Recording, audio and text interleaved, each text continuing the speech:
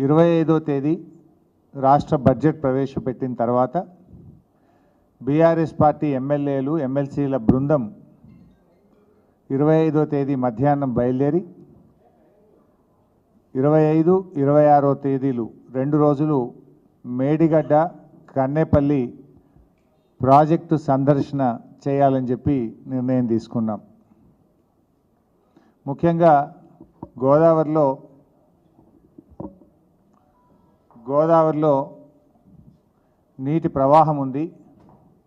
ఈ పరిస్థితుల్లో కన్నేపల్లి పంపులు ఆపరేట్ చేసి మరి రైతాంగానికి సాగునీరు అందించే అవకాశం ఉన్న రాష్ట్ర ప్రభుత్వం యొక్క మొండి వైఖరి వల్ల రాష్ట్రంలో రైతాంగం నష్టపోతూ ఉన్నారు.